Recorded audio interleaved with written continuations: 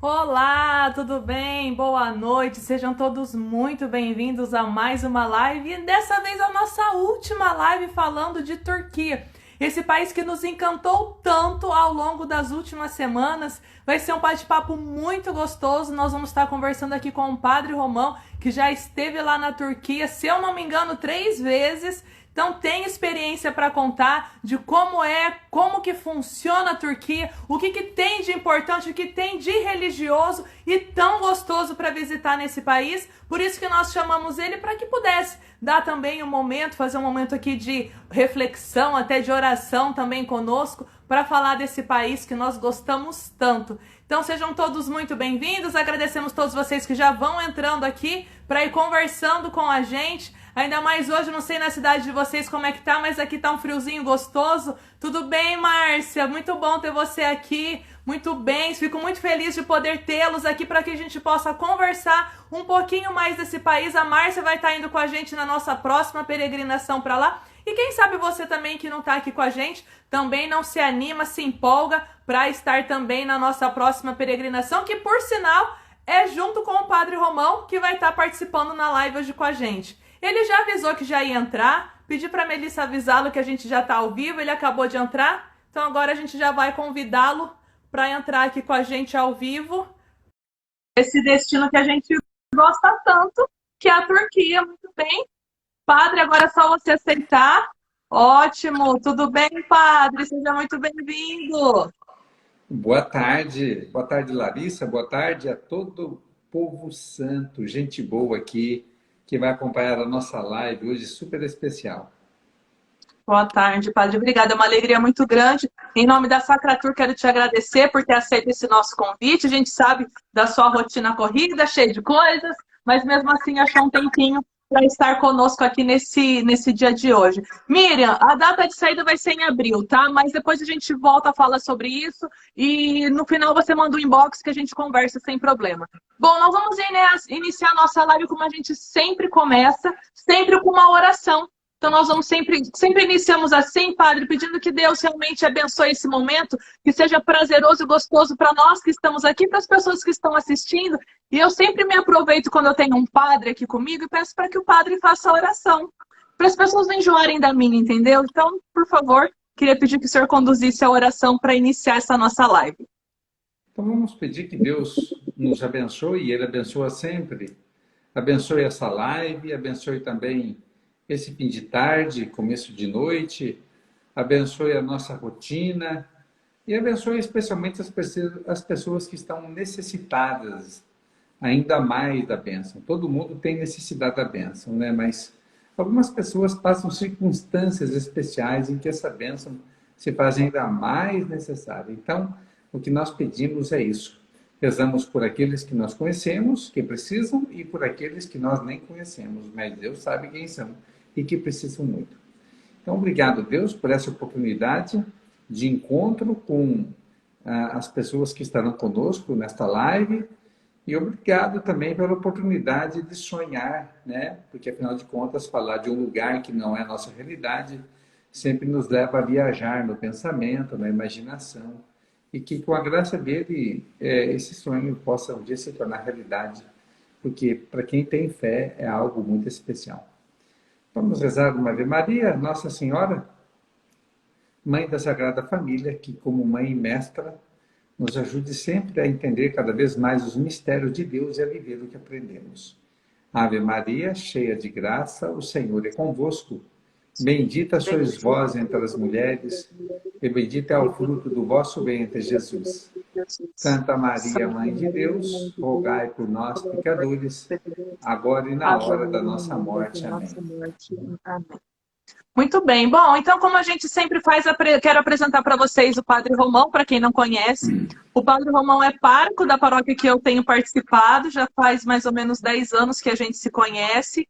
E a gente acabou ficando amigo por contas dos trabalhos pastorais. E a primeira viagem de peregrinação que eu fiz foi com o Padre Romão, e a partir daí a gente começou, acho que todas as viagens de peregrinação que o Padre Romão fez, eu estava lá, ou de peregrina ou levando o grupo.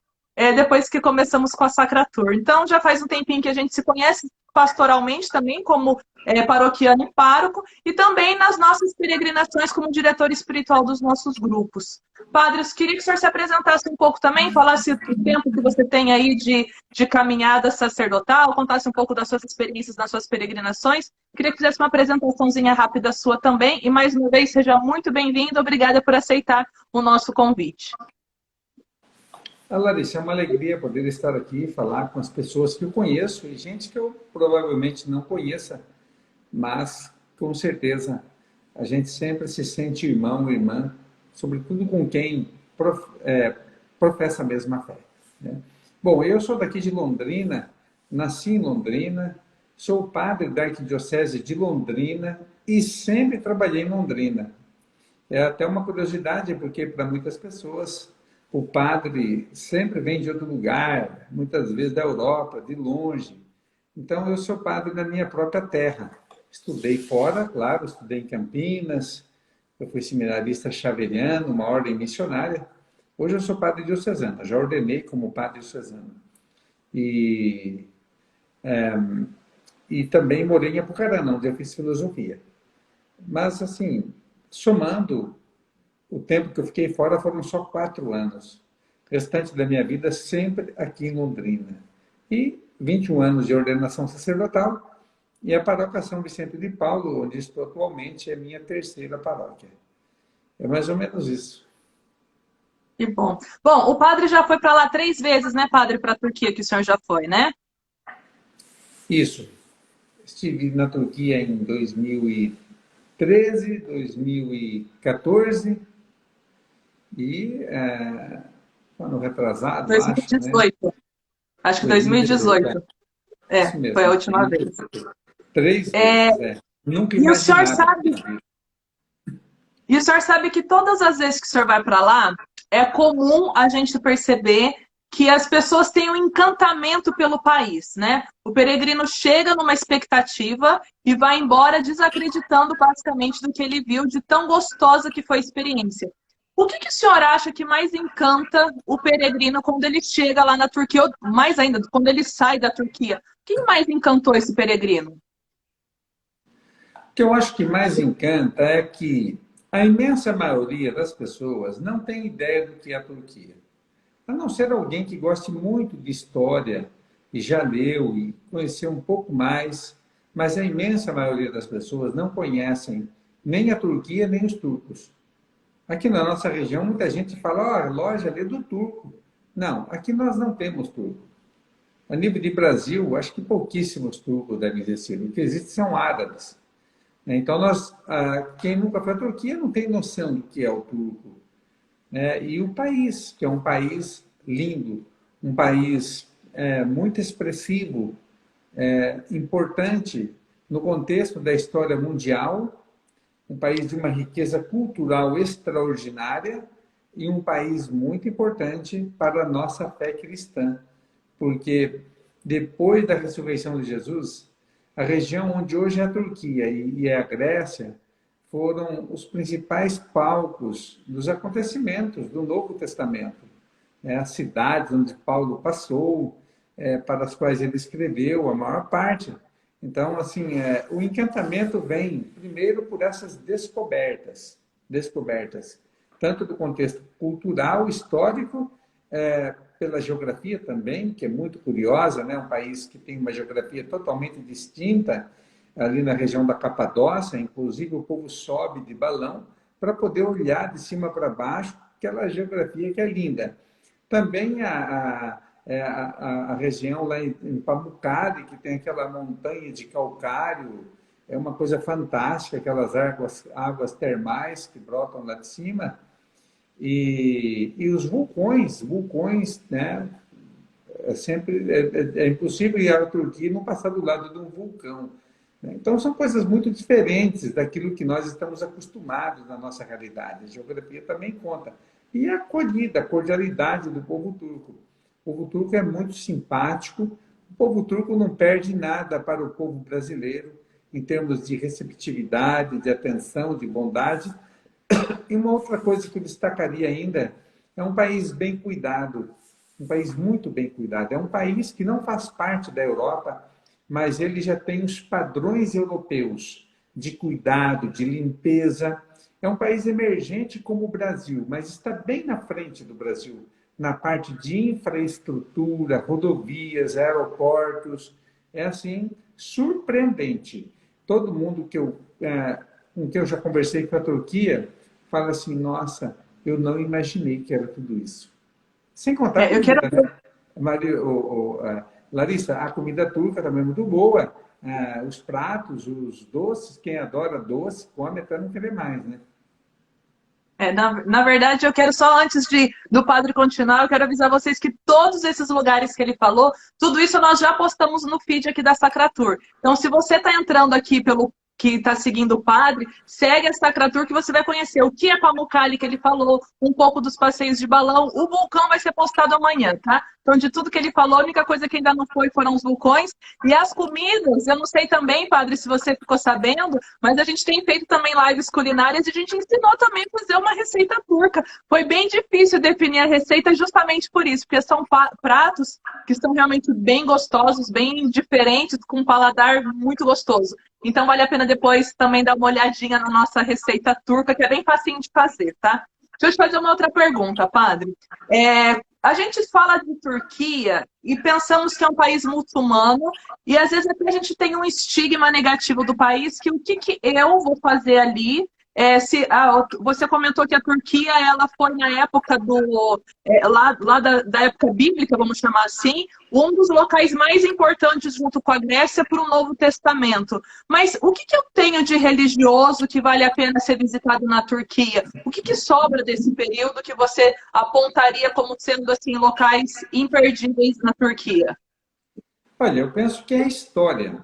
A história, ainda que nós não tivéssemos pontos religiosos, mas passar por aqueles lugares, olhar as montanhas e tantas regiões, e pensar São Paulo passou por aqui, os primeiros cristãos viveram, isso já é mais do que especial.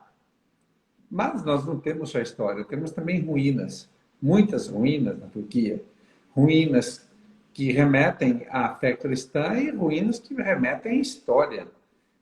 A cidade de Éfeso, por exemplo, né? E dentre outras, eu falo Éfeso porque é uma das que mais me encanta, mas dentre outras ruínas, né? Você andando pela Turquia, você respira história, né? História bíblica e história também dos primeiros cristãos, porque a nossa fé conceitualmente, tal como temos elaborada, uma boa parte daquilo que nós temos hoje, que cremos na nossa doutrina, principalmente aquilo que vem do Antigo,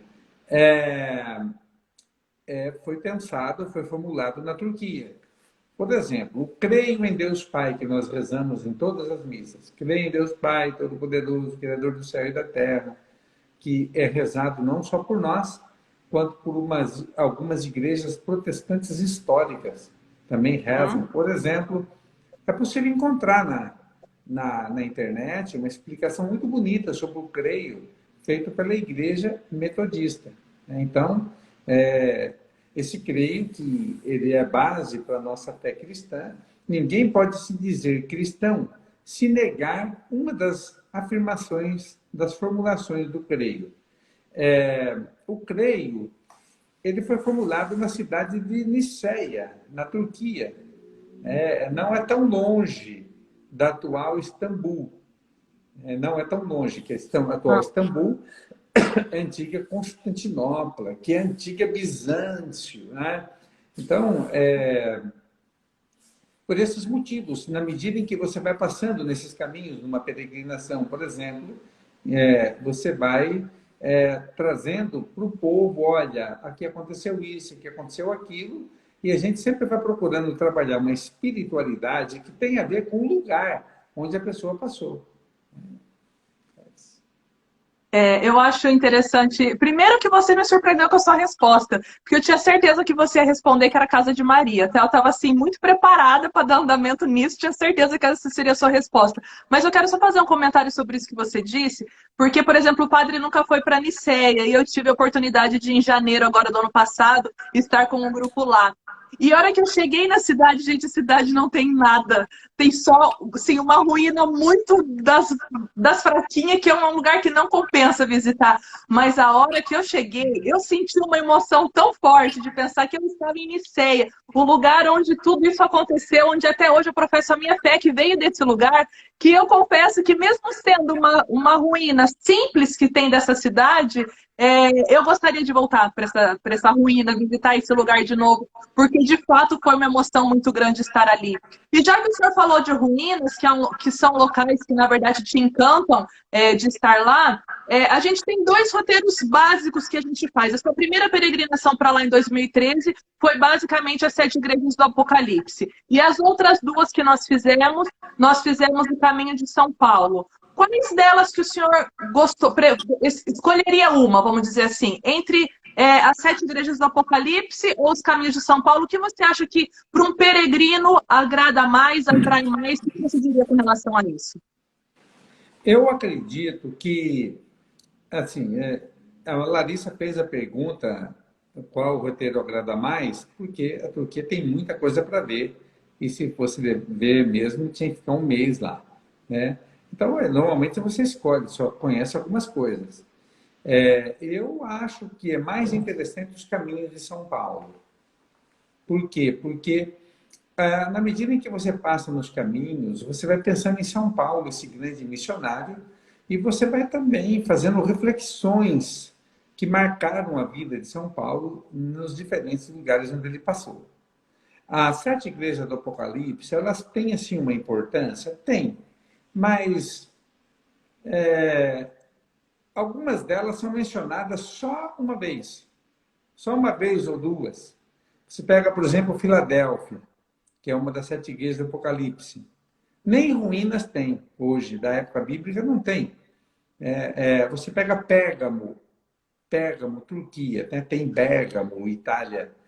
Pérgamo, legal também conhecer muitas ruínas, mas só que mencionou lá no Apocalipse uma ou duas vezes e acabou.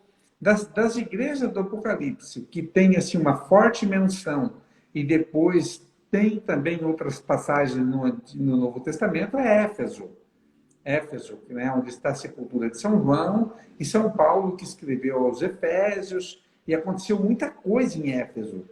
Né? É uma das igrejas do Apocalipse, e é também lugar onde Paulo passou, e um lugar onde foi destino de uma das cartas de São Paulo, uma carta muito importante.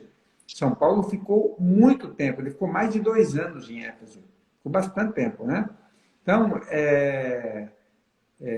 então vale mais a pena, eu opto e recomendo muito mais o roteiro Caminho de São Paulo do que priorizar pelas 7 igrejas do Apocalipse.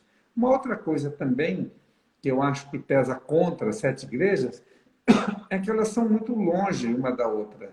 As cidades são longe. Então você anda de ônibus, anda para chegar e falar, nossa, é isso. Ah, legal, né? Dá uma olhada e depois prossegue de ônibus. Então, assim, já que não tem ruínas e já que tem coisa melhor para ver, então tem coisa melhor. Eu tô rindo porque esses dias a gente postou as 7 igrejas do Apocalipse e eu postei falando justamente isso. Falei, a Sacratur nunca vai te levar para fazer esse roteiro. E fui mostrando as ruínas. E tudo que você falou aqui foi exatamente o que eu postei. Quero avisar que nós não combinamos, tá? Então não foi combinado essa fala. Ele falou porque realmente não tem nada para ver em Filadélfia, é tudo muito longe, não vale a pena e tem outros lugares que justificam muito mais. Então, só para vocês verem que realmente eu não estou errada. O senhor falou agora há pouco também com relação ao povo, que o senhor acha o povo bem caloroso e tudo mais. Eu queria fazer uma pergunta com relação a eles. Você gosta muito de tirar foto nas suas viagens. E eu sempre percebo que sempre tem uma foto ou outra com alguém nativo do país. Então, uma coisa que você gosta sempre muito de fazer é dar um jeito de pegar uma criança do país, alguém, enfim, alguma coisa assim para estar tirando foto, para aparecer nas suas fotos. Como você faz isso? Eu sei que também você fala o português, que arranha muito pouco do inglês, enfim, lá na Turquia eles não falam o português e muito pouco do inglês também, mas mesmo assim você sempre consegue tirar um deles nas suas fotos. Você acha disso, que é um pessoal acolhedor? Como que você enxerga essa população? Elas aceitam tirar essa foto com carinho com você? São pessoas carinhosas? São pessoas afetuosas? Como que você avalia de forma geral também essa população lá da Turquia? Assim, eles são muito cordiais, muito cordiais. Eu não tenho nada a reclamar, só a elogiar. Eu tive o privilégio de passar 3 vezes por lá, tenho só a elogiar o povo turco. Claro, muitas vezes eu levo uma bala, levo um doce, ofereço a uma criança, e aí eu pego o celular e já faço assim, ó, né? Tipo assim, dá o sinal para tirar uma foto, eles vêm. Nunca tive nenhuma experiência negativa. Eles foram de fato surpreendentes e cada vez que eu vou lá, eu posso confirmar isso. Seja nos hotéis, nos restaurantes, nas ruas, né? São muito gente boa. Eu lembro que a gente passou numa cidade, a cidade onde dizem que nasceu o dinheiro. Esqueci agora, acho que é uma das igrejas do Apocalipse também. Agora não lembro o nome, não lembro. E tinha uns jovens lá visitando, os jovens turcos, e eles foram tão simpáticos ao se aproximarem da gente, ao querer conversar com a gente. Foram, assim, muito legais, muito mesmo. Então, a experiência humana de convivência, de relacionamento, ela é muito boa, ainda que muita gente tem um preconceito contra islâmicos e se pensarmos que eles são aí 95, 96% islâmicos. Mas não precisa ter preconceito nenhum, não. São pessoas boas demais. A gente fez uma live na semana passada com um guia cristão. Na semana passada não, terça-feira a gente fez uma live com um guia cristão. E ele disse que 86% da população tem origem cristã. Mesmo eles todos hoje sendo muçulmanos, então todos eles têm, de forma geral, a maioria tem a veia cristã justamente por conta desse momento que foi colonizado pelos romanos, né? Então a gente até, apesar de ser diferente, de ser uma forma diferente de enxergar, existe também na veia deles essa veia cristã que corre na veia deles. Eu acho que são pessoas, não por isso, mas pessoas realmente boníssimas. E se a gente fosse destacar, além do povo, que eu acho que é uma característica muito grande deles, que são pessoas boas, se você fosse destacar uma coisa, só uma, o que você destacaria de muito positivo da Turquia? Escolhe uma, para mim, além do povo que nós já falamos. Eu destacaria a riqueza teológica, espiritual. Eu destacaria. Eu chego quase que a me encantar mais com a Turquia do que com a Terra Santa, nessa parte, sabe? É o, é o que mais. Talvez eu não esperava tanto quando eu fui pela primeira vez, não esperava quase nada. E ela me surpreendeu muito, me surpreendeu.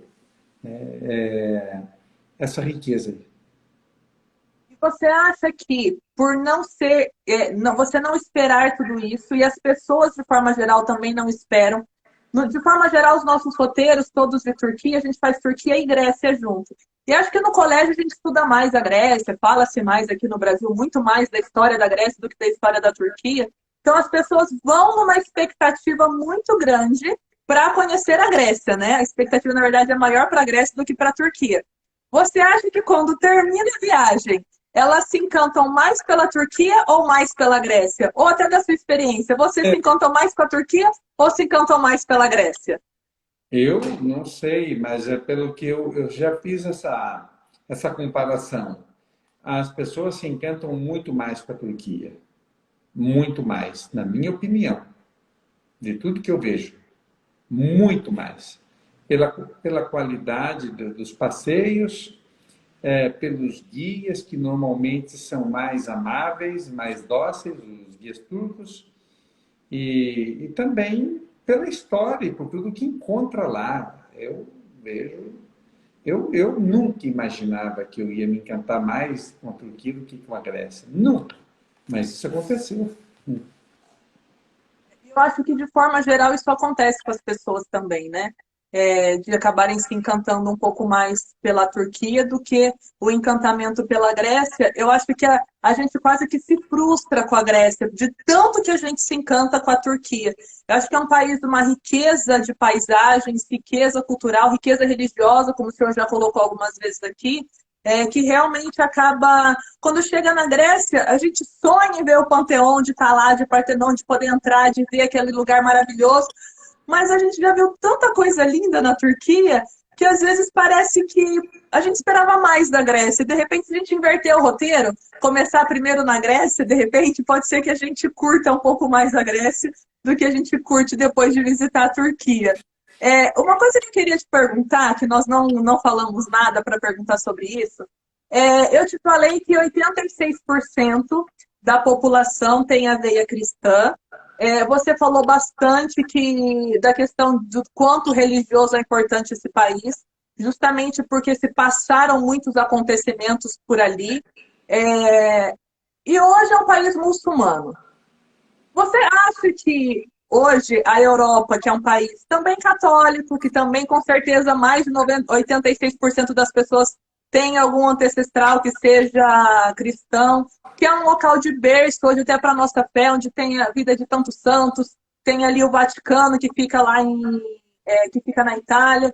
Você acha que existe uma tendência de repente acontecer a mesma coisa na Europa, fazendo um comparativo com a Turquia? Uma islamização da Europa? Como aconteceu com a Turquia, porque a Turquia também era cristã. E a Turquia também acaba ficando islâmica, né? Vira hoje ela é totalmente islâmica, na verdade. Você acha que corre o risco de outros países, como por exemplo, vamos falar do continente europeu, que está de repente mais propício que aconteça isso? Você acha que é possível que aconteça a mesma coisa que aconteceu na Turquia, que aconteça em outros países também? A Turquia ela tem toda uma história. Era um povo nômade que resolveu ficar por lá, deixou de ser nômade na Turquia, né? E esse povo nômade ele tinha uma forte influência árabe. Então ele foi de fora para dentro e tomou posse daquilo lá, inclusive muitas regiões que no passado pertenciam à Grécia, hoje pertencem à Turquia, como Mileto, por exemplo, como Troia, né? E outras cidades. Então, a Turquia tem uma história assim diferenciada. Eu acho que pode ser sim que haja no futuro, a gente não vai estar vivo para ver. Eu acho que pode haver uma islamização de muitos países da Europa. Eu acho, tá? Mas eu também acho que o islamismo também vai ter a sua crise. O islamismo também vai ter. A história é assim, a história mostra que nada fica para sempre, que nada passa assim, sobrevive a crises, aliás, não é vulnerável a crises, ou sei lá. O islamismo, quanto tempo tem o islamismo, Larissa? Não sei. O islamismo, acho que foi fundado por Maomé em 800, 900, não foi? Então, Vou procurar aqui. o islamismo é uma religiosidade, é uma religião, aliás, fundada por Maomé, e ela é mais nova do que o cristianismo. Século VII. Oi? Então. Século Mesmo que o VII. islamismo tem 700 anos a menos, né, do que o cristianismo. Então, e o islamismo vai ter. Eu confesso que eu não me preocupo com isso. Eu não me preocupo. Não me preocupo porque Deus é o Senhor da história. A gente tem que pensar assim. É o Senhor da história. Vamos fazer aquilo que temos para fazer hoje, dar o melhor do que depende de nós. O futuro, se for islâmico, eu tenho certeza que muitos países islâmicos, hoje fortemente islâmicos, talvez daqui 15, 500 anos já não sejam tão islâmicos assim. Talvez já não sejam. Eu acredito que sim, sabe? Então, eu não me preocupo com isso.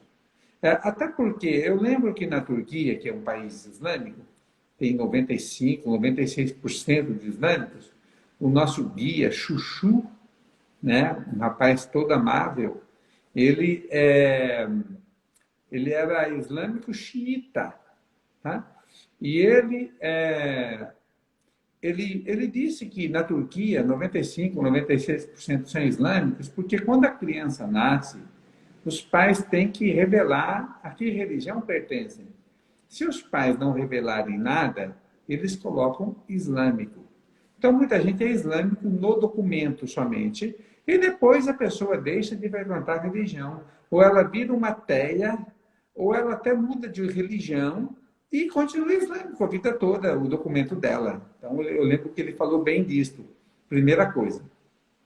Segunda coisa, que eu lembro que nós passávamos num lugar que tinha uma montanha assim bonita, eu acho que era uma área de preservação, e lá no alto estavam construindo uma mesquita. E lá na Turquia, o governo ajuda na construção de mesquitas, né? E eu lembro que ele, um islâmico xiita, disse assim: gente, estão construindo mais uma mesquita, para que isso? Para quê? As nossas mesquitas estão vazias. Não esqueça que ele falou isso. As nossas mesquitas estão vazias. Ou seja, se as pessoas não estão indo nas mesquitas, por que construir mais uma, gastar dinheiro com isso? Foi o que ele disse, né? Então, na Turquia existe muito o islamismo não praticante. Assim como aqui tem o catolicismo, o católico não praticante, existe o islâmico não praticante. Então, na Turquia isso é muito visível, né? Então, eu confesso que eu não me importo, isso não me preocupa mesmo. Eu estava a gente conversando também com esse guia, ele comentou para gente que as pessoas que antigamente, né, e também não tão antigamente, que se declaravam cristãs, elas tinham que pagar 2 vezes imposto, como se fosse 2 declarações de imposto de renda, e um dos filhos, caso tivesse mais de um filho, tinha que doar o filho para o Estado. E, obviamente, que essa criança acabava se tornando muçulmana. Então, na verdade, também tem uma cultura de também ser forçado a ser muçulmano, que é o que você estava dizendo, somado a essas questões culturais também que permeiam todo o país, que eu acho que é muito forte a religião, tem muitas questões também ali de governo, que é muito interessante, mas também é muito cheio de detalhe, não convém a gente levantar aqui. Mas eu queria te fazer mais uma pergunta com relação à parte cultural, porque fazia a visita da Turquia, a gente ficou falando bastante agora do religioso, como que é, falamos um pouco também da questão da fé deles, mas nós passamos em vários locais também que são religiosos, que são não religiosos, que são culturais também na nossa peregrinação. Passamos pelos balões da Capadócia, que você comentou, tem Istambul, que também é lindo, tem um passeio que a gente faz no Bósforo, que é onde está a divisa entre a parte de Istambul, que fica uma parte está a Europa, outra parte está a Ásia, que é uma das poucas cidades que tem essa característica. Tem Pamukkale, que você comentou, Éfeso também, que boa parte da visita não tem nada a ver com a parte religiosa. Eu queria saber qual te encanta mais, qual desses lugares que te encanta, e se você acha que vale a pena em uma peregrinação, mesmo o foco sendo religioso, se vale a pena também agregar esses locais culturais numa peregrinação. Vale a pena você agregar os lugares culturais, você unir o útil ao agradável, vale muito a pena. Se é possível, nossa, não pode perder a oportunidade de forma alguma. Como a própria região da Capadócia, o passeio de balão, não tem nada de religioso, né? Não tem nada de religioso. Mas é uma região... Toda vez que a gente sobe, alguém lembra do padre do balão. Oi? Toda vez que a gente sobe de balão, alguém lembra do padre do balão, que tentou subir de balão. Toda vez. Sim, aquele padre em Paranaguá, né? Mas ele usou, desculpa, Patiquinho, ele usou balões comuns, né? Ele colocou um monte de bexiga e subiu, né? Não, esses balões, vixe, é uma oportunidade que quem vai não pode perder. Até porque o balão, ele não toma tempo na peregrinação. Quem vai de balão, vai de madrugada, né? Quando é 8 horas da manhã, já está no hotel tomando café e vai prosseguir o dia. Tem que levantar 3h30, 4 da manhã, quem vai passear de balão, né? Então, o balão também, outro roteiro que não é, outra coisa que não é propriamente religiosa, mas que vale a pena, são as cidades subterrâneas. É uma coisa fantástica, cidades subterrâneas. Imagina, cidades construídas abaixo no subterrâneo, enfim, abaixo da terra, né? Aquilo e são muitas cidades, e Dizem que tem cidades que nem encontraram ainda. São cidades que você entra acompanhado pelo guia, acompanhando o guia, que se você não tiver com alguém, você se perde, você não vai achar saída, é um labirinto aquilo, um negócio maluco de ver, sabe? Então não se pode perder também, não pode perder. Pamukkale, que a Larissa está falando aí, ou Hierápolis, montanha de algodão, porque ela é branquinha, branquinha, e lá no alto brotam águas quentes, é uma vista maravilhosa. Próximo de Pamukkale está a cidade, as ruínas da cidade do Apocalipse de Laodiceia e também de Galácia. São Paulo escreveu aos Gálatas. Está tudo próximo de Pamukkale. E Hierápolis, montanha de ouro, montanha de algodão, porque ela é uma montanha branca, ela é mencionada na Bíblia, uma ou duas vezes é mencionada. Né? Mencionada como local de passagem, assim, mas é mencionada. Então, vale muito a pena, com certeza. Eu só fico chateada, padre, porque você não falou em momento nenhum das comprinhas que a gente pode fazer lá na Turquia. Porque é tanta coisa legal que tem para trazer de lá. Enfim, deixa para depois vocês darem uma fuçada nas nossas mídias e conhecer. Porque o padre não é chegado nas comprinhas. Eu tenho até que, às vezes, dar um cafezinho para ele no canto, para a gente poder comprar à vontade, ser feliz. Apesar que na última viagem ele comprou até um casaco de couro lá, né? Então, e nós não falamos do casaco de couro aqui nas nossas mídias, acredita? Em nenhum momento falamos dele, mesmo sendo ótimos. Mas me fala uma última coisa. Como a gente está indo num país islâmico, existe um choque cultural também com relação à forma da vestimenta das mulheres. As mulheres têm uma outra forma de se vestir, uma outra forma de se trajar, estarem sempre cobertas e tudo mais. Você acha que isso choca o peregrino? Você acha que, de forma geral, as pessoas conseguem conviver tranquilamente com isso, vendo essa diferença cultural, tanto da parte deles quanto da nossa parte? Ou você acha que você percebe que existe um preconceito de um lado ou do outro com relação a isso? Olha, uma das coisas que me surpreendeu é ver que é muito tranquilo, né? As mulheres que vão da nossa região, vão da Europa, que têm um trajar diferente de muitas delas.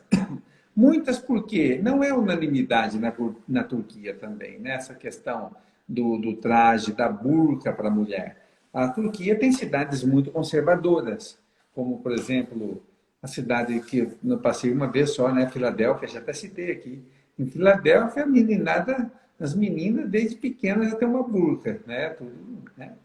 Bem com aquela roupa fechada mesmo.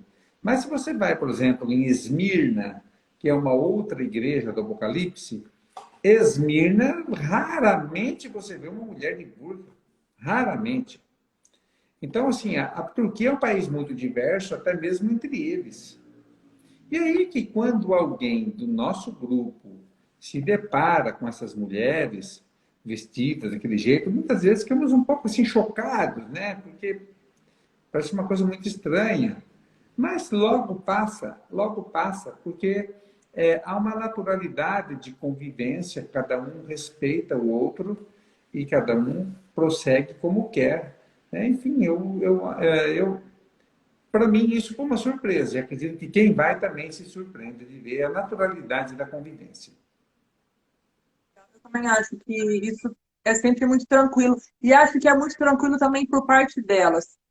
Que sempre é uma preocupação minha, porque nós estamos invadindo o país delas, né?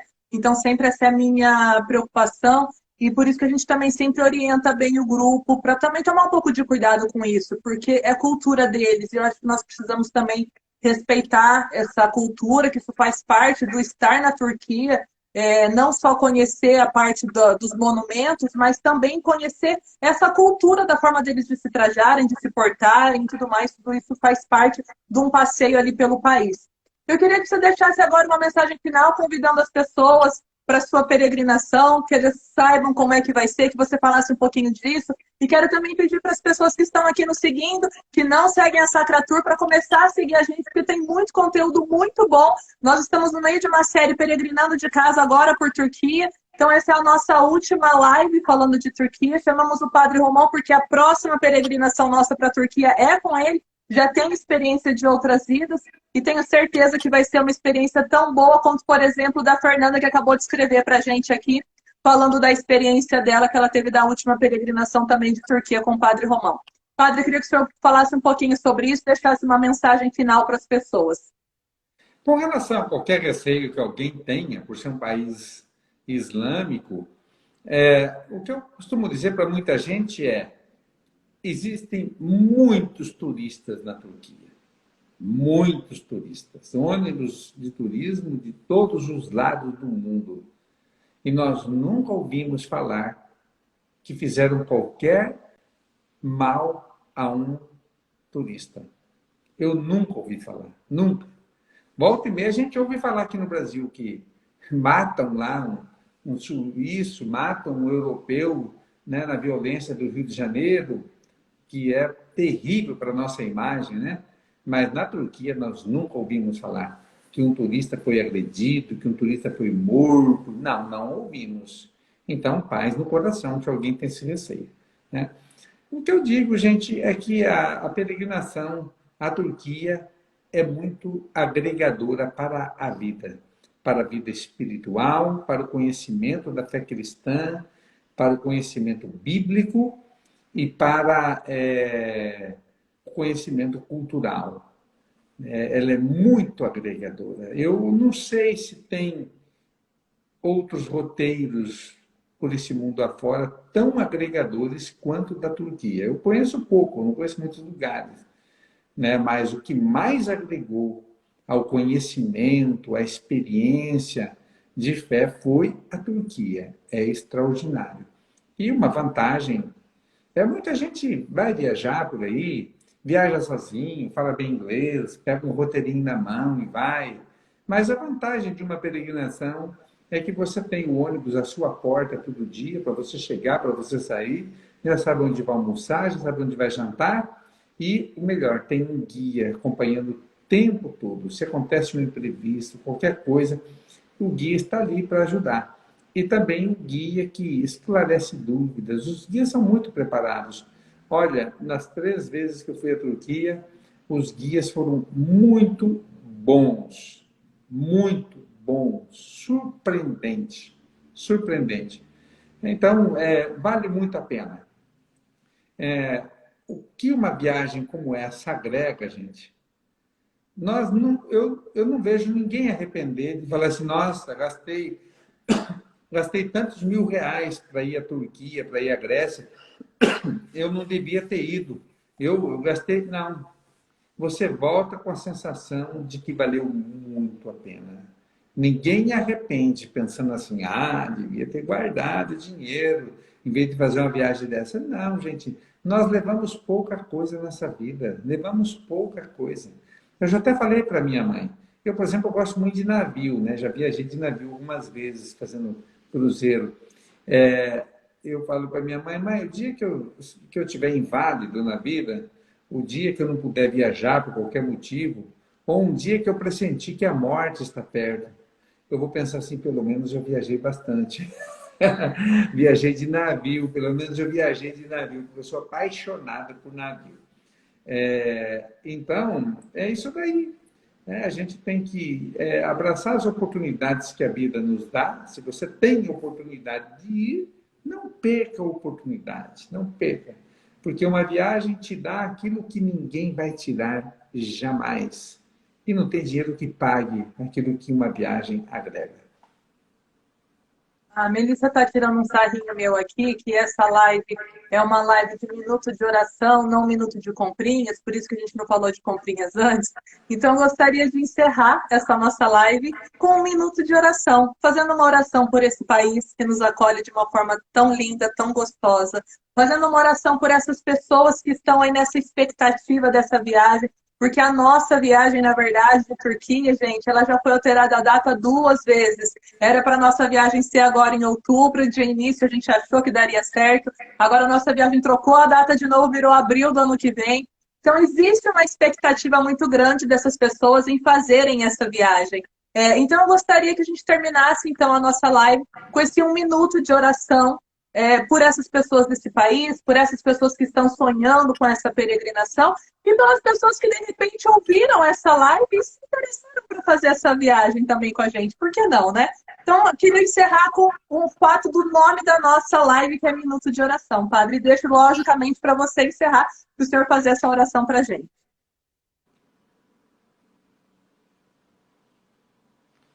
Estava pensando aqui em alguns lugares da Turquia que poderiam servir de inspiração para uma oração.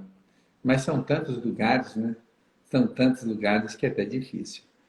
Eu disse no início que na Turquia se elaborou conceitualmente a fé cristã, né? Os elementos que nós devemos crer lá, que foram pensados, né? Lá. Hoje você vai à igreja, você vê tudo assim arrumadinho, certinho, né? O padre reza, você sabe a hora que vai começar a missa, primeira leitura, segunda, oremos, aí vem homilia, aí vem consagração eucarística, tudo isso daí muito bacana, mas nem sempre foi assim. Nem sempre foi assim. E muito daquilo que temos e que é assim lá naquela região é que nasceu. Então, gente, vamos pedir a Deus que na nossa caminhada, na nossa história, nós passamos uma experiência tão bonita quanto fez o povo que morava naquela região. A gente costuma dizer que aquela terra é santa também, porque ela foi palco de episódios que estão na Bíblia Sagrada. Mas a nossa terra também é santa. A nossa história também é santa. Por quê? Porque Deus continua agindo na nossa história. Nós continuamos buscando a Deus, continuamos fazendo a experiência da presença dele em nossas vidas. Então, Deus abençoa a nossa história é santa, a nossa terra é santa. Então, que não nos falte a capacidade de termos a grandeza de espírito que teve aquele povo, capaz de caminhar sintonizado com Deus, capaz de enfrentar tremendas dificuldades sem desanimar, capaz de passar por divergências terríveis, mas estavam juntos.